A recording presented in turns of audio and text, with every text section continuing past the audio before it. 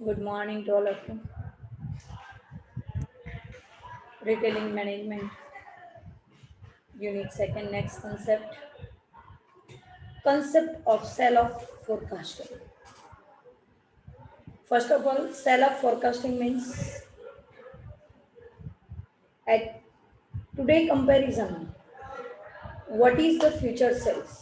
આજની કમ્પેરિઝનમાં ભવિષ્યમાં તમારું કેટલું સેલિંગ થશે એઝ એ રિટેલર એ જે તમે એઝમ્પશન મૂકો this is known as a sales forecasting. Forecasting means અનુમાન કરવું, સેલ્સ વેચાણ માટેનું અનુમાન. એટલે કે એક રિટેલર તરીકે, એક રિટેલ બિઝનેસમેન તરીકે તમે અનુમાન કરો કે કઈ પ્રોડક્ટનું ક્યારે કયા સમયે કેટલું વેચાણ થશે એનો જે અંદાજ અત્યારે પ્રેઝન્ટ પરથી ફ્યુચર માટેનો તમે નક્કી કરો, this is known as a sales forecasting. તો એ સેલ્સ ફોરકાસ્ટિંગ શું છે, એની ઇમ્પોર્ટન્સ શું છે, એના બેનિફિટ શું છે, એની મેથડ શું છે, એના ટાઈપ શું છે, એ નાના નાના 3-4 ટોપિક આ ક્વેશ્ચનની અંદર તમને આપેલા છે. Write a short note on sales forecasting. Sales forecasting એટલે શું? તો કે સેલ્સ ફોરકાસ્ટિંગ શેકલ્ટ શું બોલાય? શેકલ્ટ, that is difficult area of management. એટલે કે રિટેલિંગ મેનેજમેન્ટ એક બિઝનેસમેન તરીકે, રિટેલ બિઝનેસમેન તરીકે તમારી પ્રોડક્ટનું જ્યારે તમારે ગુડ્સ અને સર્વિસીસનું તમારે મેનેજમેન્ટ કરવાનું હોય અને એના બેઝ ઉપર જ્યારે તમે એને ફોરકાસ્ટ કરવા માંગતા હોય કે ફ્યુચરમાં કઈ વસ્તુનું કેટલું સેલિંગ થશે, એ સૌથી ડિફિકલ્ટ પાર્ટ છે. Because it's a depend on choice of the customer. કસ્ટમરની ચોઇસ ઉપર તમારું સેલિંગ છે. તો મે બી કે તમે સેલ્સ ફોરકાસ્ટિંગ કર્યું હોય હાઈ અને ફ્યુચરમાં એ લો પણ થઈ જાય, ન પણ હોય. અને જે પ્રોડક્ટનું તમે સેલ્સ ફોરકાસ્ટિંગ ન કર્યું હોય એ પ્રોડક્ટની ડિમાન્ડ પણ હોય. So it's a very difficult part for businessman કે કયા એરિયામાં કઈ વસ્તુનું કેટલું સેલ્સ ફોરકાસ્ટ કરવું, એ સૌથી વધારે કોમ્પ્લિકેટેડ પાર્ટ છે. Majority managers believe they are good at a forecasting. અને as a retail businessman manager દરેક મેનેજર એવું જ વિચારતા હોય છે કે અમે બેસ્ટમાં બેસ્ટ સેલ્સ ફોરકાસ્ટ કરીએ ગુડ્સ માટે. However forecast made usually turn out to be wrong. પણ તે છતાંય ઘણીવાર એમનું કરેલું ફોરકાસ્ટિંગ મેજોરિટી કેસમાં રોંગ સાબિત થાય છે. That means they are not successful. They are not successful. એટલા સક્સેસફુલ નથી થતા ફોરકાસ્ટિંગ જે કર્યું એના કરતાં રોંગ સિચ્યુએશન, વર્સ સિચ્યુએશન એમને જોવા મળે. Marketers argue date whether sales forecasting is a science or an art. અને જ્યાં એવરી ટાઈમ એનું સેલ્સ ફોરકાસ્ટિંગ મેનેજરનું રોંગ પડે ને ત્યાં મેનેજર પોતે એવું વિચારતા હોય છે કે આ મેં જે સેલ્સ ફોરકાસ્ટિંગ ટેકનિક એટલે કે સેલ્સ ફોરકાસ્ટિંગ તમે જે કરો છો બિઝનેસની અંદર, તો એ સાયન્સ કન્સેપ્ટ છે કે આર્ટ કન્સેપ્ટ છે, એ લોકો પોતે ક્લેરિફાઈ નથી કરી શકતા. જો એ સાયન્સ હોય તો એ ફોલો થાય, તમને તમારું રિઝલ્ટ મળે જ, પરફેક્ટ મળે, એમાં તમે સક્સેસ થાવ. પણ એવરી ટાઈમ એ નથી થતું. ડેટ મીન્સ હું આર્ગ્યુમેન્ટના આધારે એવું કહી શકું કે sales forecasting is a majority art. બરાબર છે, એક કળા છે કે on the basis of the time, on the basis of the customer choice, on the basis of the factors affecting to customer choice, આ બધું ધ્યાનમાં રાખ્યા પછી જો તમે સેલ્સ ફોરકાસ્ટિંગ કરો ને તો જ then only you have to success in sales forecasting. અને એ આર્ગ્યુમેન્ટના બેઝ ઉપર આપણે કહી શકીએ કે sales forecasting is a majority and art, not only a science. The short answer is that it is a beat એટલે slightly combination of both. પણ મેજોરિટી આન્સર એવો મળે છે કે sales forecasting is a combination of science and art. થોડુંક science છે તો થોડુંક આર્ટ છે. સાયન્સ એટલા માટે કે આગળ જે આપણે એના પ્રિન્સિપલ જોઈ ગયા એઝ એ રિટેલર, તો એક રિટેલ બિઝનેસ માટે તમારે પ્રિન્સિપલ પણ ધ્યાનમાં રાખવા પડે અને ક્યાં કેટલું એની ડિમાન્ડ રહેશે એના માટે તમારે આર્ટનો ઉપયોગ કરવો પડે on the basis of knowledge and experience. બરાબર છે? તો એ જે વસ્તુ છે, on the basis of that we say that sales forecasting is an art or a science, combination of both. Reasons for undertaking for sales forecast. શા માટે cells forecast કરવી જોઈએ એના રીઝન આપે છે.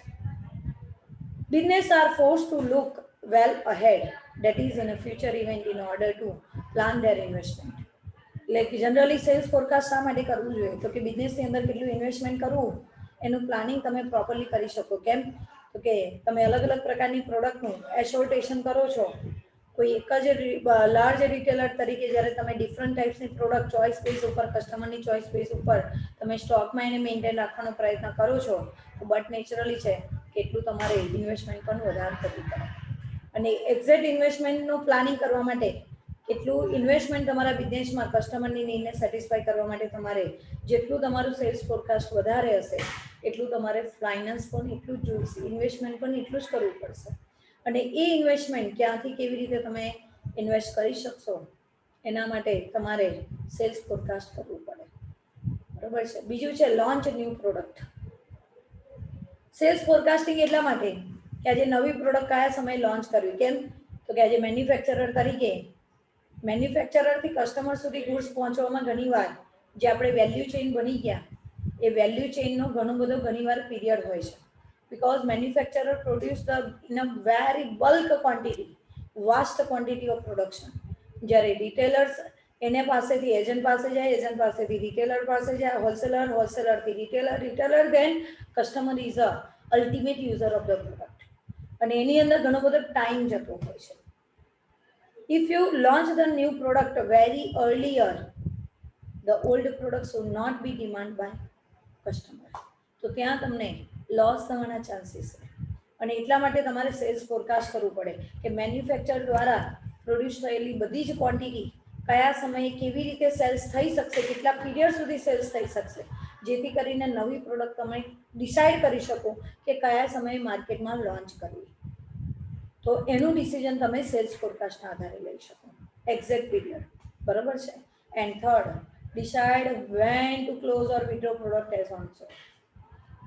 અને કયા સમયે તમારી પ્રોડક્ટ, પર્ટિક્યુલર પ્રોડક્ટ માર્કેટમાંથી વિથડ્રો કરી લેવી, એટલે કે વેચાણ માટે બંધ કરી દેવી, પ્રોડક્ટ બનાવવાનું જ બંધ કરી દેવું કે માર્કેટમાં એનું સેલિંગ જ બંધ કરી દેવું, એ ડિસિઝન પણ તમે સેલ્સ ફોરકાસ્ટના આધારે લઈ શકો. એટલે સેલ્સ ફોરકાસ્ટના 3 રીઝન આપ્યા. સેલ્સ ફોરકાસ્ટ કરવાથી 3 રીઝન તમે ફાઇન્ડ આઉટ, 3 વસ્તુ ડિસાઇડ કરી શકો એઝ એ રિટેલર. કઈ investment amount, portion of investment. Second, new product ક્યારે લોન્ચ કરવી એ તમને ખબર પડી શકે. અને પ્રોડક્ટને ક્યારે વિથડ્રો કરવી માર્કેટમાંથી, ક્યારે પ્રોડક્ટનું માર્કેટમાં સેલિંગ કરવાનું બંધ કરી દેવું, એની ઇન્ફોર્મેશન પણ તમને એના દ્વારા મળે. Now, the sales forecasting process is a critical one for most businesses. એટલે કે દરેક બિઝનેસને તમારો as a retailer, as a merchandiser, તમે ઘણા વર્ષોથી ભલે તમે બિઝનેસ કરતા હોય પણ દરેક પ્રકારના બિઝનેસ માટે, પછી એ તમારો રિટેલર બિઝનેસ સ્મોલ બેઝ પર હોય કે લાર્જ બેઝ પર, શોર્ટ પીરિયડ માટે હોય કે લોંગ પીરિયડ માટે હોય, આ જે સેલ્સ ફોરકાસ્ટિંગ પ્રોસેસ છે એ દરેક બિઝનેસમેન માટે, દરેક રિટેલર માટે થોડો ક્રિટિકલ છે, કોમ્પ્લિકેટેડ છે. ઇઝીલી તમે આ ડિસિઝન ના લઈ શકો. Following are key decision that are devised from a sales forecast. પરંતુ આ એક ક્રિટિકલ પાર્ટને ઇઝીલી એક રિટેલર તરીકે જો તમારે સેલ્સ ફોરકાસ્ટિંગ કરવું હોય ને તો એના 3 સ્ટેપ તમને આપ્યા છે. એના બેઝ ઉપર તમે ઇઝીલી સેલ્સ ફોરકાસ્ટ કરી શકો. તો એ કી ડિસિઝન પાર્ટ કયા છે તો કે employment levels required. Employment levels required એટલે કે તમારા બિઝનેસની અંદર કેટલું એમ્પ્લોયમેન્ટની તમારે જરૂર છે, કેટલા લોકોને તમે ઇન્વોલ્વ કરવા માંગો છો, એના પરથી તમે ઇઝીલી તમારું ઇન્વેસ્ટમેન્ટ નક્કી થઈ જશે. કેટલા પ્રકારની પ્રવૃત્તિ, કેટલા લોકોને તમે ઇન્વોલ્વ કરવા માંગો છો, એના આધારે ઇઝીલી તમે ફાઇન્ડ આઉટ કરી શકશો કે જેટલા વધારે પ્રોડક્ટ, જેટલા વધારે બિઝનેસમેનને, જેટલી તમે વિન વિન કોમ્પિટિશન વાળો જે ક્રાઇટેરિયા આપણે જોઈ ગયા હતા કે જેટલા કસ્ટમરને તમે વધારે ઇન્વોલ્વ કરશો, એટલી સર્વિસીસ વધારે જોઈશે, એટલું તમારું ઇન્વેસ્ટમેન્ટ વધારે જોઈશે.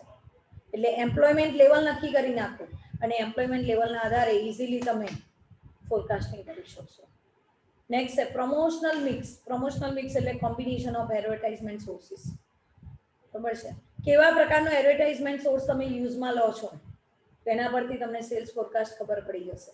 આજે તમે જુઓ છો મીડિયાની અંદર અલગ અલગ પ્રકારની, ઇન્ટરનેટ દ્વારા કે ટીવી કે ન્યૂઝપેપરના મીડિયા દ્વારા અલગ અલગ પ્રકારની એડવર્ટાઇઝ એટ્રેક્ટિવ બનાવવામાં આવતી હોય છે, જેના કારણે કસ્ટમર એટ્રેક્ટ થતા હોય છે. ન્યૂઝપેપર કરતાં ટીવી મીડિયામાં આપવામાં આવતી એડવર્ટાઇઝ એ તમારું વધારે પ્રમોશનલ મિક્સમાં વધારો કરી આપે છે. એના કરતાં ઇન્ટરનેટ બેઝ સોશિયલ મીડિયા વધારે તમારા સોર્સિસમાં વધારો કરી આપે છે. તો કયા લેવલ ઉપર તમે એડવર્ટાઇઝમેન્ટ કરો છો એના આધારે તમારું સેલ્સ ફોરકાસ્ટિંગ તમને આઈડિયા મળી જશે. કેમ તો કે સોશિયલ મીડિયા એ નેશનલ અને ઇન્ટરનેશનલ બંને લેવલ ઉપર તમારી પ્રોડક્ટની એડ આપશે અને એના કારણે તમારું સેલ્સ ફોરકાસ્ટિંગ વધારે રહેશે, કસ્ટમર વધારે રહેશે. તો આ ડિસિઝન તમે એના બેઝ પર લઈ શકો. અને થર્ડ છે ઇન્વેસ્ટમેન્ટ ઇન પ્રોડક્શન કેપેસિટી.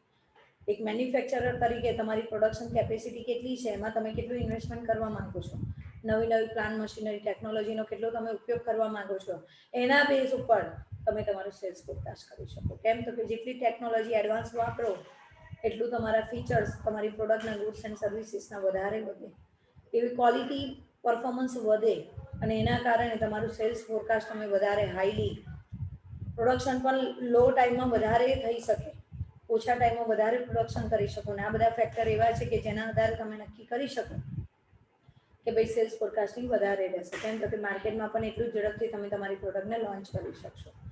તો એ તમારી પ્રોડક્શન સાયકલ જેને કહીએ, તો એ પ્રોડક્શન સાયકલના બેઝ ઉપર તમારું ઇન્વેસ્ટમેન્ટનો પણ તમને ખ્યાલ આવી જશે. બરાબર છે. તો આ 3 મેઇન ક્રાઇટેરિયા છે કે જેના આધારે એક્ઝેક્ટલી ક્રિટિકલ પાર્ટ છે આ સેલ્સ ફોરકાસ્ટ, છતાં પણ આ 3 પોઈન્ટના આધારે ઇઝીલી તમે સેલ્સ ફોરકાસ્ટનું ડિસિઝન લઈ શકો. કયા કયા? Employment level required, promotional mix અને ઇન્વેસ્ટમેન્ટ ઇન પ્રોડક્શન કેપેસિટી. આ બંને પોઈન્ટ ધ્યાન રાખજો. દેખાય છે તમને લોંગ, અને આ ત્રણેયમાંથી તમને અલગ અલગ પેલા ઓપ્શનવાળા સિલેક્શનના એમસીક્યુ પૂછી શકે, ધ્યાન રાખજો. બરાબર છે. નાવ ટાઈપ્સ ઓફ ફોરકાસ્ટિંગ. તો ટાઈપ્સ ઓફ ફોરકાસ્ટિંગ 2 પ્રકારના છે. કયા કયા? મેક્રો અને માઇક્રો. તો મેક્રો ફોરકાસ્ટિંગ એટલે શું? Macro forecasting is a concern with a forecasting marketing total.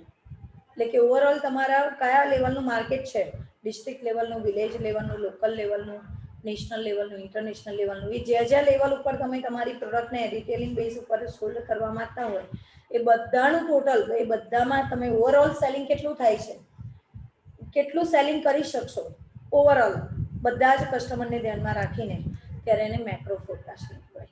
બરાબર છે. This is about determining the existing level of market demand. અને એના આધારે તમે અત્યારે પ્રેઝન્ટમાં તમારી પ્રોડક્ટની માર્કેટ ડિમાન્ડ કેવી છે એ તમે નક્કી કરી શકશો. એન્ડ કન્સિડરિંગ, અને એને ધ્યાનમાં રાખીને what will happen in the future to market demand. કારણ કે ટોટલ કસ્ટમરને તમે ધ્યાનમાં લીધા છે, તો અત્યારે જે પ્રેઝન્ટમાં તમારી ડિમાન્ડ છે પ્રોડક્ટની, ગુડ્સ એન્ડ સર્વિસીસની, એને ધ્યાનમાં રાખીને ફ્યુચરની તમે ઇઝીલી શું કરી શકો? ડિસાઇડ કરી શકો. કેમ કે ભાઈ ઓવરઓલ કસ્ટમરને ધ્યાનમાં રાખીને તમે એનું રિટેલ સેલિંગ કેટલું છે તમે ડિસાઇડ કર્યું છે. તો ફ્યુચરમાં નંબર ઓફ કસ્ટમર વધે એટલે બટ નેચરલી છે કે તમારું સેલિંગ પણ વધે. તમારી પ્રોડક્ટની અત્યારે ડિમાન્ડ 50% છે, તો ફ્યુચરમાં પણ 50 રહેશે, કાં તો 55% રહેશે, એવો તમે અંદાજ ઇઝીલી મૂકી શકો. તો એ મેક્રો ફોરકાસ્ટિંગ કહેવાય, ટોટલ કસ્ટમરના બેઝ ઉપર. જ્યારે માઇક્રો ફોરકાસ્ટિંગ એટલે micro forecasting is a concern with a detail unit cell forecast. Detail unit, જેટલી તમારી અલગ અલગ પ્રોડક્ટ છે, દરેક પ્રોડક્ટ વાઇઝ જ્યારે તમે અલગ અલગ વસ્તુની ડિમાન્ડ કેટલી છે એ ધ્યાનમાં લો, ત્યારે એને માઇક્રો ફોરકાસ્ટિંગ કહેવાય. This is about determining a products market share in a particular industries. બરાબર છે. પર્ટિક્યુલર ઇન્ડસ્ટ્રી એટલે કોઈ એક પ્રોડક્ટના આધારે તમારે પર્ટિક્યુલર પ્રોડક્ટની ડિમાન્ડ કેટલી રહેશે એ તમારે ડિસાઇડ કરવું હોય તો એના માટે માઇક્રો ફોરકાસ્ટિંગનો તમારે કન્સિડર કરવું પડે. And considering what will happen in future two that market share. અને એ જ પ્રોડક્ટનો, પર્ટિક્યુલર પ્રોડક્ટનો માર્કેટમાં કેટલો શેર રહેશે એ તમારે નક્કી કરવું પડે. ફોર એક્ઝામ્પલ હું તમને કહું કે આજે હેવમોર આઈસ્ક્રીમ બનાવતી કંપની છે, પણ એની ઘણી બધી પ્રોડક્ટની ફ્લેવર આવે છે, પણ એ દરેક ફ્લેવરની ડિમાન્ડ કેટલી રહેશે, જો એ તમારે સ્ટડી કરવું હોય તો એના માટે માઇક્રો ફોરકાસ્ટિંગ કરવું પડે. અને એના આધારે જ પર્ટિક્યુલર કંપની કે ઇન્ડસ્ટ્રી એ નક્કી કરી શકે કે ફ્યુચરમાં ખબર કઈ ફ્લેવરની પ્રોડક્ટનો કેટલી ડિમાન્ડ રહેશે, એ પોતે જજમેન્ટ લઈ શકે. બરાબર છે. તો એને માઇક્રો ફોરકાસ્ટિંગ કહેવાય. નાવ નેક્સ્ટ ટોપિક છે ફેક્ટર્સ ડિટરમાઇનિંગ ફોરકાસ્ટિંગ. એવા કયા ફેક્ટર છે કે જેના આધારે તમે તમારી પર્ટિક્યુલર પ્રોડક્ટને જ્યારે પ્રોડક્ટનું ફોરકાસ્ટિંગ કરતા હોય ત્યારે એને ધ્યાનમાં લેવા પડે. એમાં તમને 4 સ્ટેપ આપ્યા છે. બરાબર છે. તો એ 4 સ્ટેપ કયા કયા છે? તો પહેલું છે the degree of accuracy required. ચોક્કસતા હોવી જોઈએ. એટલે કે જ્યારે તમે ફોરકાસ્ટ કરો અને એના દ્વારા જે તમને આપણે જોઈએ કે ભાઈ સર્વે કરો છો, ડેટા કલેક્શન કરો છો, તો એ ડેટા કલેક્શન ખાલી અનુમાનના આધારે ના હોવું જોઈએ. એક્ઝેક્ટલી તમે કસ્ટમરના ઓપિનિયન ડાયરેક્ટલી ફિઝિકલી તમે સર્વે કરેલો હોવો જોઈએ. એક્ઝેક્ટ ડેટા તમારી પાસે હોવા જોઈએ તમારી પર્ટિક્યુલર પ્રોડક્ટની demand, not only on the basis of the assumption. એઝમ્પશનના આધારે કલેક્ટ કરેલા ડિમાન્ડના ડેટાના આધારે તમે ફોરકાસ્ટિંગ કરો તો it may be lead to wrong direction.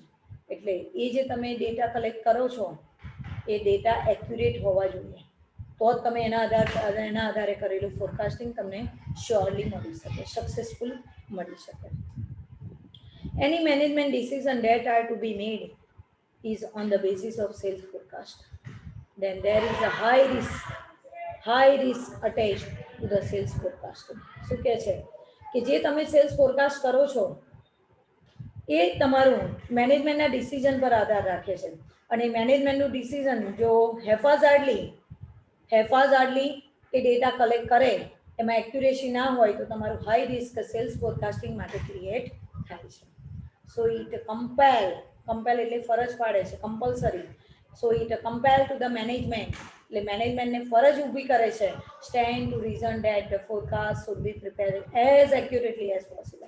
એટલે આ પોઈન્ટ તમને એવું સમજાવે છે કે એક મેનેજરને કમ્પલસરી એવી ફરજ પાડવી પડે કે ભાઈ કમ્પલસરી એમને જે ડેટા કલેક્ટ કર્યા છે ને પ્રોડક્ટ માટેની ડિમાન્ડના, એ એક્યુરેટ હોવા જ જોઈએ. અને એ જેટલા એક્યુરેટ હશે એટલું જ તમારું ફોરકાસ્ટિંગ પણ એક્યુરેટ બનશે. However this ઇન્વોલ્વ્સ more cost. હા, આની જે કોસ્ટ છે ડેટા કલેક્ટ કરવાની, કેમ કે પર્ટિક્યુલર ડેટા ચોક્કસ શ્યોરિટી ડેટા મળવા જોઈએ. અને એ ડેટા તમે કલેક્ટ કરવા જશો તો મે બી તમારે માર્કેટની અંદર ફેસ ટુ ફેસ કસ્ટમરના સર્વે કરવા પડે. અને એના કારણે અલગ અલગ જેટલું તમારો માર્કેટ એરિયા હશે એ બધા એરિયાની અંદરથી તમારે ઇન્ફોર્મેશન કલેક્ટ કરવી પડશે. અને એના કારણે તમારે એટલું મેન્યુઅલ વર્ક કરવા માટેના એમ્પ્લોય પણ વધારે ઇન્વોલ્વ કરવા પડશે, જેની કોસ્ટ વધારે જશે. એટલે ડિગ્રી ઓફ એક્યુરેસી રિક્વાયર્ડ છે પણ સામે એની કોસ્ટ પણ વધારે થશે જો સેલ્સ ફોરકાસ્ટિંગ તમારે એક્યુરેટ બનાવવું હશે તો. ધ્યાન રાખજો. એટલે એમસીક્યુમાં કદાચ પૂછાય કે if you want to make accurate sales forecasting data accurately, the cost of that in this situation is a more. બરાબર છે. સેકન્ડ છે the availability of data information. તમને કયા પ્રકારના ડેટા, તમારી પ્રોડક્ટ તો છે માર્કેટમાં પણ એ પ્રોડક્ટ રિલેટેડના ડેટા કે ઇન્ફોર્મેશન ક્યાંથી અને કેવી રીતે મળી શકે એમ છે, કેવી રીતે કલેક્ટ કરવા, એના સોર્સિસ તમારી પાસે અવેલેબલ હોવા જોઈએ. અને પ્રોપર સોર્સ દ્વારા ઇન્ફોર્મેશન મળેલી હોવી જોઈએ, તો જ તમે પ્રોપરલી સેલ્સ ફોરકાસ્ટિંગ માટેની ફ્યુચર માટેનું પ્લાનિંગ કરી શકો. In some market there is a wealth of available sales information data is a wealth. એટલે કે ઘણા માર્કેટની અંદર, ઘણી પ્રોડક્ટના માર્કેટની અંદર જે એના ડેટા જે માર્કેટમાંથી મળે ને એ જ તમારી વેલ્થ હોય છે. એટલે કે ડાયરેક્ટ એ જ મેન્યુફેક્ચરર માટે ઇમ્પોર્ટન્સ આસ્પેક્ટ ગણવામાં આવે છે. ઇન્ફોર્મેશન જ એમના માટે વેલ્થ છે. બરોબર છે. ફોર એક્ઝામ્પલ ક્લોથિંગ રિટેલ એટલે કે કપડાનો, તૈયાર કપડાનો બિઝનેસ, છૂટક વેચાણમાં થતું કપડાનું વેચાણ. તો એમાં કસ્ટમર આજે માસ લેવલ ઉપર કસ્ટમર છે, તો એની જે ઇન્ફોર્મેશન અલગ અલગ માર્કેટમાંથી મળે ને કે કયા કસ્ટમર કેવા પ્રકારના ક્લોથની ડિમાન્ડ કરી રહ્યા છે, તો એ તમારી વેલ્થ છે અને એના આધારે તમારું પ્રોડક્શન થશે. ફૂડ રિટેલમાં ફૂડનું જે વેચાણ થાય છે, ફાસ્ટ ફૂડ ને બધું, તો એમાં પણ તમારે કસ્ટમરનો જ ઓપિનિયન લેવો પડે, કસ્ટમરની જ ઇન્ફોર્મેશન તમારી પાસે હોવી જોઈએ. અને એટલે જ મોટાભાગની કંપનીઓ અત્યારે જે વેબસાઇટો પ્રોવાઈડ કરે છે, બરાબર છે, કસ્ટમર ઓપિનિયન અને એ બધાના ફીડબેક ફોર્મ આપે છે. એ શાના માટે? તો કે ડેટા કલેક્શન અને ઇન્ફોર્મેશન માટે. કેમ? તો કે આજે આ બધી કંપનીઓ માટે, જે કંપનીઓ મેન્યુફેક્ચરર માસ લેવલ ઉપર પ્રોડક્શન કરવું છે, તેમના માટે એ ઇન્ફોર્મેશન જ વેલ્થ છે. તમને કદાચ ખ્યાલ હશે સાયબર કેફેની અંદર ડેટાનું જ માર્કેટ ચાલે છે. તમે ડેટા આપો ને તો એના આધારે લોકો કરોડો રૂપિયા ઇન્કમ ઊભી કરે છે. તો એ ઇન્ફોર્મેશન જ તમારી વેલ્થ છે.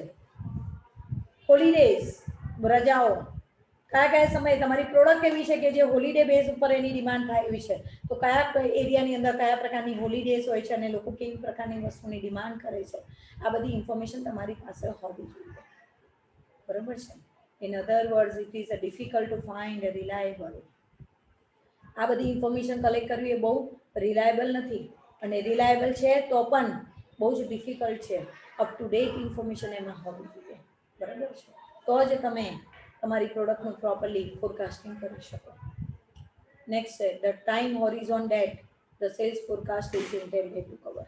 એટલે કે ટાઈમના આધારે કયા સમયમાં, કયા વિસ્તારમાં, કઈ સમયે કઈ પ્રોડક્ટની ડિમાન્ડ રહે છે, સમયના આધારે તમારે ફોરકાસ્ટ કરવું હોય તો કેવી રીતે થઈ શકે તે.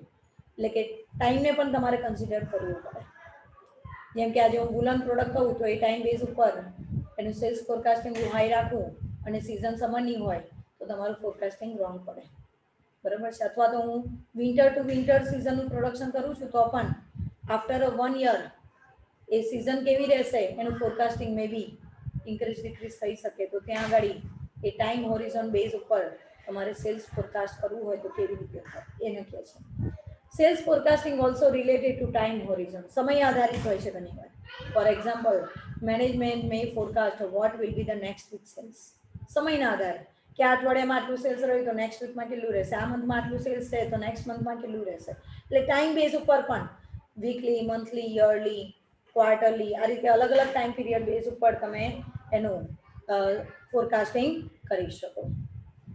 નેક્સ્ટ છે what will or happen to the overall size of the market in the next 5 year. Long time period base ઉપર તમે ફોરકાસ્ટ કરી શકો કે આ છેલ્લા 5 વર્ષમાં આટલું તમારું સેલિંગ છે, ડિમાન્ડ છે માર્કેટની અંદર પ્રોડક્ટની, તો આવનારા 5 વર્ષમાં કેટલી ડિમાન્ડ રહેશે, બરોબર છે. આજે આ કાર ને બાઇકનું પ્રોડક્શન કરનારી કંપની, ઓટોમોબાઈલ્સ કંપની, તો કે અત્યારે કેટલું કાર અને બાઇકનું ડિમાન્ડ છે, તો આવનારા 5 વર્ષમાં કે 2 વર્ષમાં કે 1 વર્ષમાં કેટલું તમારું ડિમાન્ડ હશે પ્રોડક્ટની, એ તમે ફોરકાસ્ટ કરી શકો સમયને ધ્યાનમાં રાખીને, બરાબર છે. એટલે ત્રીજું ફેક્ટર થયું તમારું ટાઈમ બેઝ ઉપર. બીજું ફેક્ટર હતું ડેટા અને ઇન્ફોર્મેશનના બેઝ ઉપર. ફર્સ્ટ ફેક્ટર હતું એક્યુરેસી, ચોક્કસ ડેટાના આધારે તમે ફોરકાસ્ટ કરી શકો. અને લાસ્ટ વન છે the position of the product in the life cycle. તમારી પ્રોડક્ટ માર્કેટમાં જે આપણે ભણી ગયા કે પહેલાં બોટમ લેવલ પર હોય, પછી મિડલ લેવલ ઉપર પહોંચે, બરાબર છે, અને પછી પીક લેવલ પર જાય અને પછી ડાઉન સ્લોપમાં જાય, બરાબર છે. આ રીતે કન્ટિન્યુઅસ તમારી પ્રોડક્ટનો સ્લોપ જોવા મળતો હોય છે. કોઈ પણ પ્રોડક્ટ હોય પહેલાં બેઝથી શરૂઆત થાય, પછી ધીરે ધીરે વધે અને પછી એક લેવલ એવું આવે કે ડિક્રીઝ થાય. તો આ પ્રકારની જે તમારી લાઈફ સાયકલ છે એને સ્ટડી કરીને જ્યારે તમે ફોરકાસ્ટ કરો તો એને કહેવામાં આવે the position of the product in its life cycle, બરોબર છે. તો કે there are 4 position of a product in its life cycle such as introduction. આ જે શરૂઆતનો તબક્કો છે એને કહેવામાં આવે છે ઇન્ટ્રોડક્શન. અને અહીંયા જે મેં કીધું કે અહીંયાથી વધીને અહીંયા પહોંચે છે, this is the growth level, બરાબર છે. અહીંયાથી અહીંયા સુધીનો જે પીરિયડ છે એને ગ્રોથ લેવલ કહેવાય. અને અહીંયા જે પહોંચી તમારી, બરાબર છે, પીક લેવલ પર, એને મેચ્યુરિટી પીરિયડ કહેવાય કે તમારી પ્રોડક્ટ માર્કેટમાં ટોપ લેવલ પર છે. અને પછી એ પ્રોડક્ટ, નવી પ્રોડક્ટ આવે એટલે ધીમે ધીમે તમારી આ પ્રોડક્ટની ડિમાન્ડ શું થાય, ઘટે, એને ડિક્લાઇનિંગ પીરિયડ કહેવાય. એટલે કોઈ પણ પ્રોડક્ટ હોય તો એ 4 સ્ટેજમાંથી પસાર થાય: ઇન્ટ્રોડક્શન, ગ્રોથ, મેચ્યુરિટી અને ડિક્લાઇનિંગ, બરાબર છે. In all such stage availability of product information is differ. અને આ 4 સ્ટેજ ઉપર તમારી પ્રોડક્ટની ડિમાન્ડ અને એ જે તમે ઇન્ફોર્મેશન મંગાવશો ને માર્કેટમાંથી, તો એ ચારે ચાર લેવલ ઉપર પ્રોડક્ટ હશે ને ત્યારે એની ઇન્ફોર્મેશન અલગ અલગ હશે. ફોર એક્ઝામ્પલ જો આપ્યું છે, for product at the introductory stage of the product life cycle, less sales data and information. Introduction level ઉપર હશે ને ત્યારે તમારી પ્રોડક્ટનું જે તમારી ડિમાન્ડ હશે એ બહુ ઓછી હશે, એવી ઇન્ફોર્મેશન મળશે. Then for the product of the maturity stage, અને આ જ પ્રોડક્ટ જ્યારે મેચ્યુરિટી સ્ટેજ પર પહોંચે ને ત્યારે તમારી જે ઇન્ફોર્મેશન મળશે ને ડિમાન્ડ માટેની, એ આની કમ્પેરિઝનમાં બહુ હાઈ હશે. when time series can be useful forecasting method. અને એ પણ ત્યારે આ રીતે આની ડિમાન્ડ કેવી રીતે તમારે નક્કી કરવી, ફોરકાસ્ટિંગ કેવી રીતે કરવું, ત્યાં ટાઈમ સિરીઝ ફેક્ટર પણ ધ્યાનમાં રાખવાનું કે ઇન્ટ્રોડક્શનમાં જ્યારે તમે પ્રોડક્ટ મૂકી ત્યારે કેટલા સમયમાં કેટલી ડિમાન્ડ હતી, અને મેચ્યુરિટી પર પહોંચી ત્યારે કેટલા સમયમાં કેટલી ડિમાન્ડ હતી. એના આધારે પણ ભવિષ્યમાં નવી પ્રોડક્ટનું અથવા તો એ ડિક્લાઇનિંગ સ્ટેજ પર કેવી રીતે પહોંચે છે એનો દરેક વખતે એનો દરેક નવી પ્રોડક્ટનો પીરિયડ ધ્યાનમાં લો અને એના આધારે તમે ફોરકાસ્ટ કરો કે નવી પ્રોડક્ટ જ્યારે માર્કેટમાં આવશે તો ઇન્ટ્રોડક્શનની પીરિયડમાં એની ડિમાન્ડ આટલી હશે, મેચ્યુરિટી લેવલમાં આટલી હશે, ગ્રોથ પીરિયડમાં આટલી હશે, એવું ફોરકાસ્ટિંગ તમે એના આધારે કરી શકો. This is known as a life cycle base forecasting, બરાબર છે. તો અહીંયા તમારો ફોરકાસ્ટિંગનો કન્સેપ્ટ કમ્પ્લીટ થયો. કયા કયા પોઈન્ટ આપણે બન્યા? ફોરકાસ્ટિંગનો ડેફિનેશન, એના રીઝન, એના કી ફેક્ટર, બરોબર છે, એના ટાઈપ્સ બે પ્રકારના, મેક્રો અને માઇક્રો, અને ફેક્ટર્સમાં આપણે ટોટલ 4 ફેક્ટર્સનો સ્ટડી કર્યો. ઓકે, નાઉ નેક્સ્ટ કન્સેપ્ટ છે એમાં જ છે સેલ્સ ફોરકાસ્ટિંગ. કે સેલ્સ ફોરકાસ્ટિંગ તમારે કરવું હોય પ્રોડક્ટનું, concept of steps or process of creating the sales forecast for a product. કોઈ પર્ટિક્યુલર પ્રોડક્ટનું સેલ્સ ફોરકાસ્ટિંગ જો તમારે કરવું હોય તેમાં કયા કયા સ્ટેપ્સ તમારે ફોલો કરવા પડે. તો અલગ અલગ તમને અહીંયા એના 6 સ્ટેપ્સ આપ્યા છે. 6 સ્ટેપ્સ આપ્યા છે. એ 6 સ્ટેપ તમે ફોલો કરો તો કોઈ પણ પ્રોડક્ટનું ઇન્ડિવિજ્યુઅલી તમે એનું ફોરકાસ્ટિંગ કરી શકો. તો જો પહેલું છે ટુ એસ્ટિમેટ માર્કેટ ડિમાન્ડ. તો સૌથી પહેલા પર્ટિક્યુલર પ્રોડક્ટ માટે એક પ્રોડક્ટનું તમારે માર્કેટમાં ડિમાન્ડ કેટલી છે એ પહેલા ડેટા ઇન્ફોર્મેશન કલેક્ટ કરવા પડે. Market demand for a product is a total volume, macro base પર છે, total volume that would be brought by the defined customer group in a defined geographical area in a defined time period in a given marketing environment. ચોક્કસ બજારની અંદર ચોક્કસ એરિયાના ચોક્કસ સમયે ચોક્કસ પ્રકારના ગ્રાહકો દ્વારા તમારી એક પ્રોડક્ટની ઓવરઓલ માર્કેટમાં ડિમાન્ડ કેટલી છે સૌથી પહેલા તમારે એની ઇન્ફોર્મેશન કલેક્ટ કરવી પડે. બરાબર છે, ધ્યાન રાખજો. ડિફાઇન કસ્ટમર ગ્રુપ, ચોક્કસ પ્રકારના કસ્ટમર તમારા, ડિફાઇન જોગ્રાફિકલ એરિયા, જે તે પર્ટિક્યુલર વિસ્તારની અંદર, ડિફાઇન ટાઈમ પીરિયડ, ચોક્કસ સમયગાળામાં, ચોક્કસ બજારની પરિસ્થિતિની અંદર તમારા કસ્ટમર કયા પ્રકારની વસ્તુની કેટલી ડિમાન્ડ કરે છે એની ઇન્ફોર્મેશન પહેલા કલેક્ટ કરો. This is sometimes refer two as the market demand curve. અને આના આધારે જે ઇન્ફોર્મેશન મળે એને માર્કેટ ડિમાન્ડ કર્વ તરીકે ઓળખવામાં આવે છે. Market demand curve can be defined as, આ માર્કેટ ડિમાન્ડ કર્વ અલગ અલગ બેઝ ઉપર, જે તમને કીધું કસ્ટમર બેઝ પર, જોગ્રાફિક બેઝ પર, ટાઈમ પીરિયડ બેઝ પર, એ જ વસ્તુ કીધી છે. તો કે market demand curve can be defined as defined customer group. Customer group એ શું બતાવે છે? Customer who buy and are inclusive package. એટલે કે જો તમે એર સર્વિસીસ પ્રોવાઈડ કરતા હોય તો એર સર્વિસીસમાં હોલિડે પેકેજ ખરીદનારા કસ્ટમર કેટલા, તો એનો પહેલા તમે ડિમાન્ડ નક્કી કરો કસ્ટમર ઓરિએન્ટેડ. કારણ કે મોસ્ટલી હોલિડે પેકેજ તો બધા જ ડિમાન્ડ કરતા હોય, પણ એમાંય રોડવે, રેલવે વે, બરોબર છે, પણ એમાં સ્પેસિફિક એરવે સર્વિસીસ ડિમાન્ડ કરતા હોય એવા કસ્ટમર કેટલા એ પહેલા ફાઇન્ડ આઉટ. બીજું ડિફાઇન જોગ્રાફિકલ એરિયા, વિસ્તારના આધારે, તો એમાં સપોઝ કે કસ્ટમર ઇન ધ યુકે, બરાબર છે, કેટલા કસ્ટમર તમારા યુકેમાં છે એ તમારે સર્વે કરવાનો છે, તે વિસ્તાર વાઇઝ કહેવાય. ડિફાઇન ટાઈમ પીરિયડ, સમયના આધારે, તો કે કેલેન્ડર યર, આખા વર્ષ દરમિયાન કેટલા કસ્ટમર કે જે તમારા હોલિડે પેકેજની ડિમાન્ડ કરે, બરાબર છે. અને ડિફાઇન માર્કેટિંગ એન્વાયરમેન્ટ, બજારની પરિસ્થિતિના આધારે, તો કે strong consumer spending in the UK but overseas, એટલે કે એવા કસ્ટમર કે જેઓ ઓલવેઝ કમ્પલસરી યુકેની જ ટ્રીપ માટે તમારી માર્કેટમાં તમારી સર્વિસની ડિમાન્ડ કરે. પર્ટિક્યુલર એરિયા માટે જ કેટલા કસ્ટમર કે જે આ જ પ્રકારની સર્વિસીસનું હંમેશા તમારી પાસે ડિમાન્ડ કરતા હોય. તો આ રીતે અલગ અલગ આ 4 ક્રાઇટેરિયા બેઝ તમારે પહેલાં પહેલું તો તમારી સર્વિસની પ્રોડક્ટની ડિમાન્ડ નક્કી કરવાની, બરાબર છે. સેકન્ડ છે ટુ એસ્ટિમેટ કંપની ડિમાન્ડ. કંપનીની પ્રોડક્ટની કેટલી ડિમાન્ડ છે. સેકન્ડ છે to estimate company demand. To estimate company demand. Company demand is the company share of market demand. Company demand એટલે શું કે ઓવરઓલ માર્કેટમાં કંપનીનું કોન્ટ્રીબ્યુશન કેટલું છે. પર્ટિક્યુલર કંપની દ્વારા સપોઝ કે આજે ટેક્સટાઇલ ઇન્ડસ્ટ્રી છે તો ટેક્સટાઇલ ઇન્ડસ્ટ્રીમાં તમારી કંપનીનું ડિમાન્ડ કેટલી છે. ઓવરઓલ તમે ડિમાન્ડ કરી લીધી ટેક્સટાઇલમાં, બરાબર છે, પણ હવે એમાં તમારી કંપનીનો શેર કેટલો છે. This can be express as a formula, અને એ અહીંયા ફોર્મ્યુલા દ્વારા રિપ્રેઝન્ટ કરી છે. એમસીક્યુમાં પૂછાય, ધ્યાન રાખજો કે company demand is equal to market demand multiply companies market share. જે ઓવરઓલ માર્કેટની ડિમાન્ડ છે એને મલ્ટીપ્લાય કરો કોની સાથે, કંપનીઝ માર્કેટ શેર સાથે. કોની સાથે મલ્ટીપ્લાય કરવાનું, કંપનીઝ માર્કેટ શેર સાથે. A company share of market demand depends on how its product, service, price, brand and so on are perceived relative to the competitors.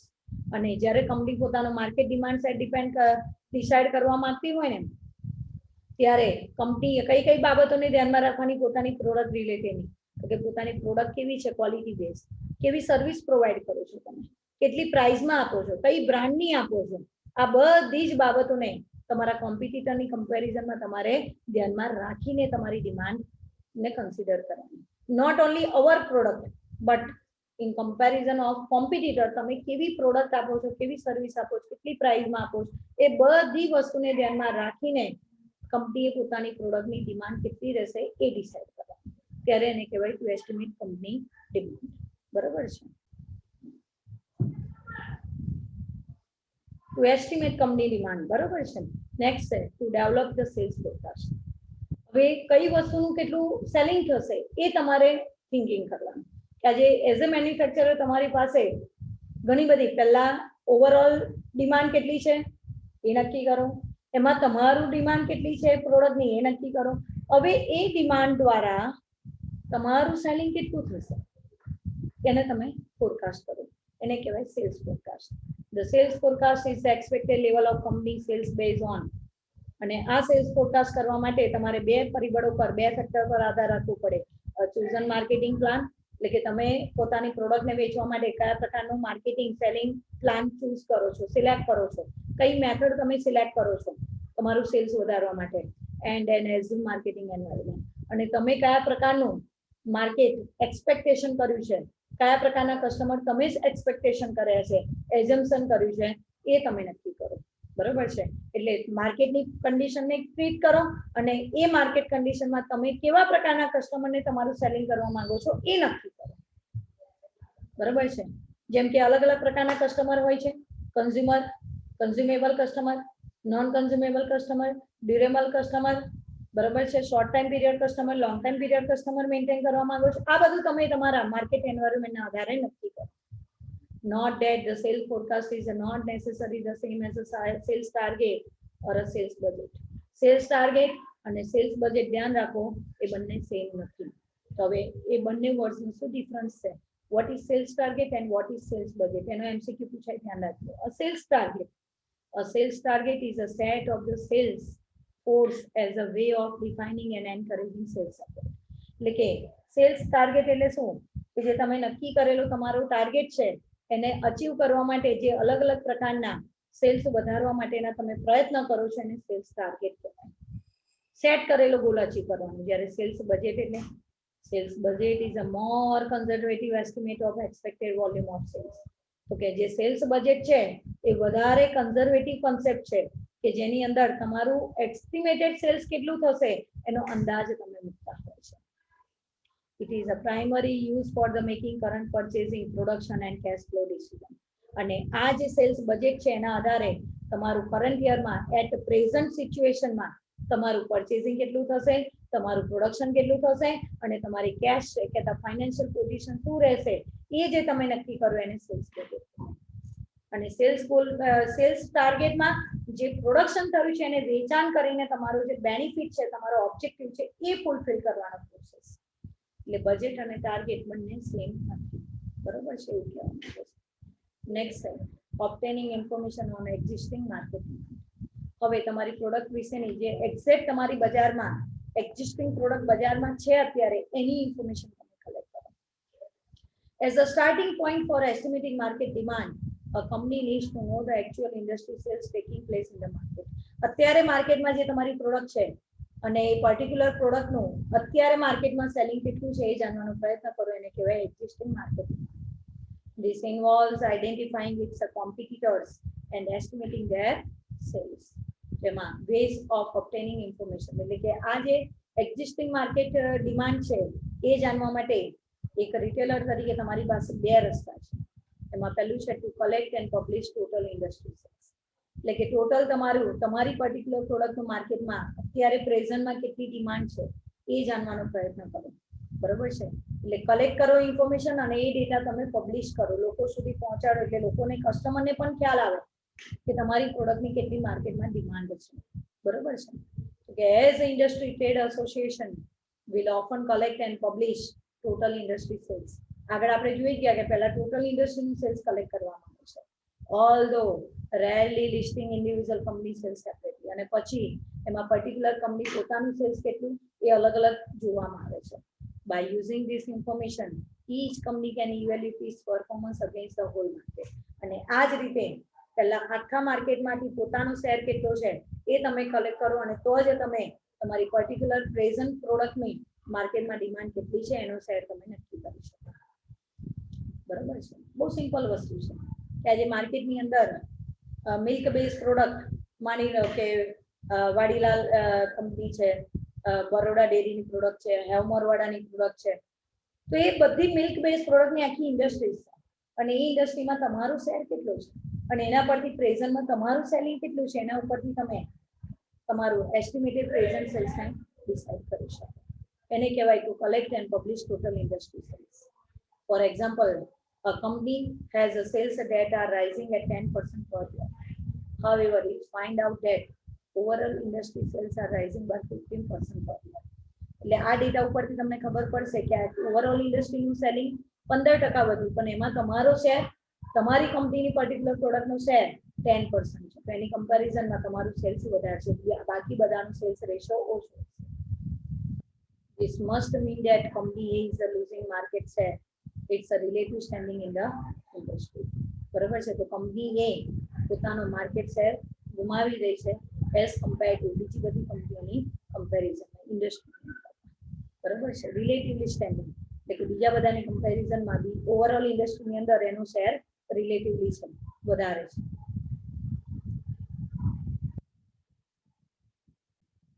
Second છે to buy report from a marketing research. એટલે કે તમે જાતે એ data collect ના કરો તો કોઈ એજન્સીને તમે હાયર કરો, રિસર્ચરને હાયર કરો, એક્સપર્ટને હાયર કરો અને એ તમારા ઓન બિહાફ ઓફ યુ એક રિટેલર તરીકે તમારા માટે એ પોતે તમારી માર્કેટની પ્રોડક્ટનું ફોરકાસ્ટિંગનું સર્ચ કરે કે કઈ પ્રોડક્ટ કેવી રીતે પરચેસ થશે. Another way to estimate the sales to buy reports from a marketing researcher firm such as AC Nielsen. આ કમ્બાઇન શબ્દ છે AC Nielsen. બરોબર છે, Mintel, etc. These are good source of information for consumer market.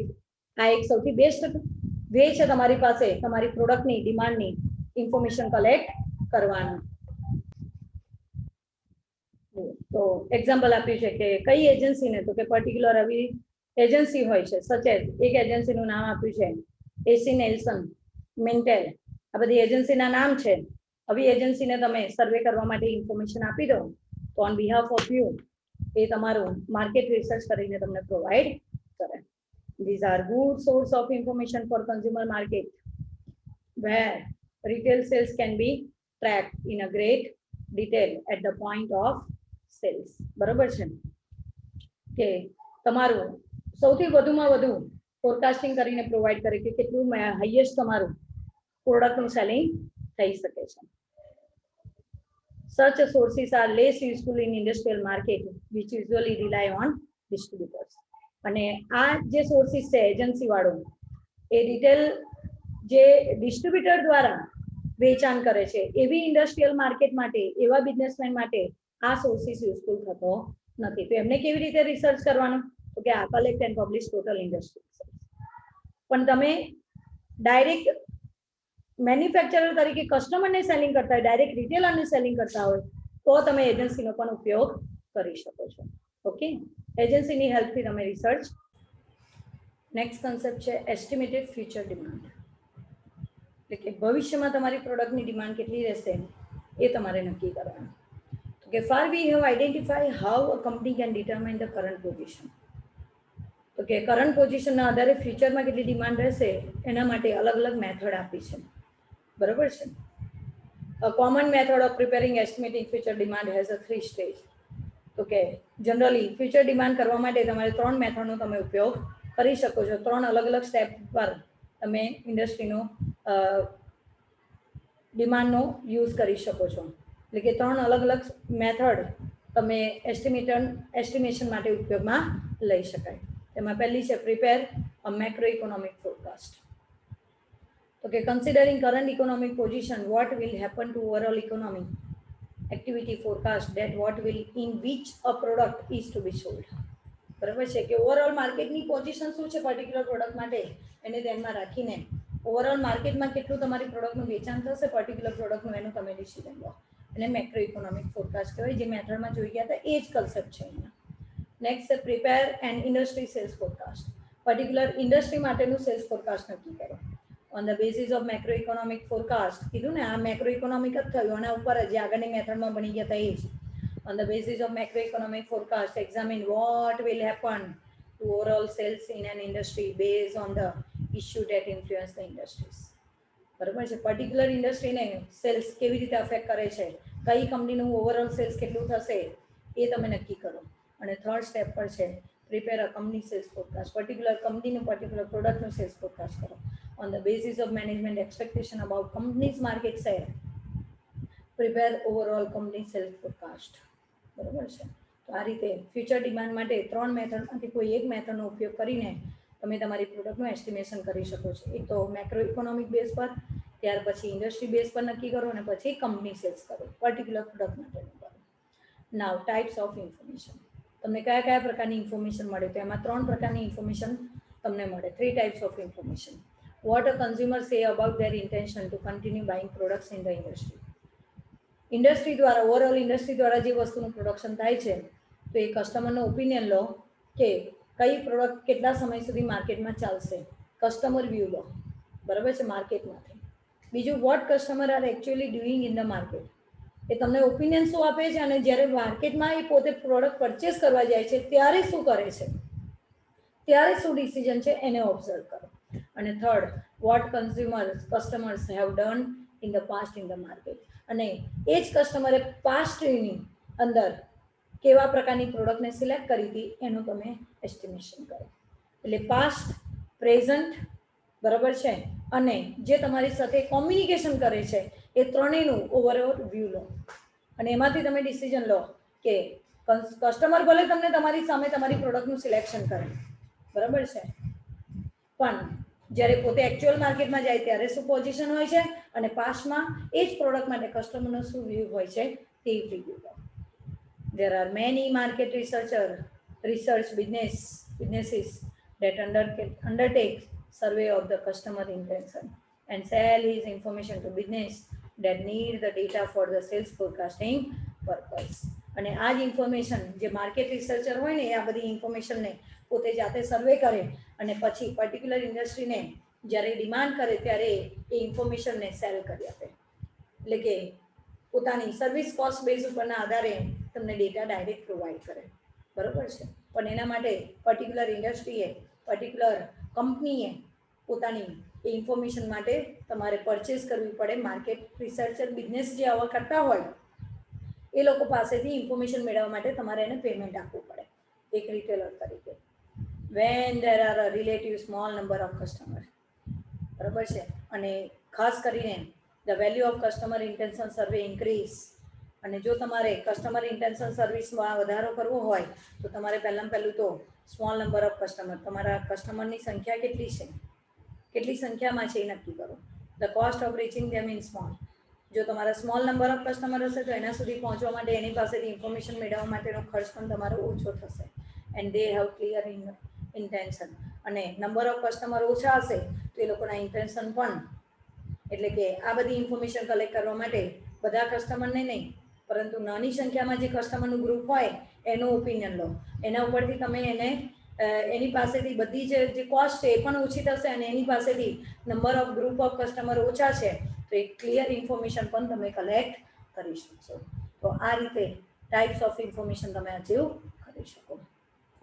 An alternative way of measuring customer intention is to sample the opinions of the sales force or to consult industry expert.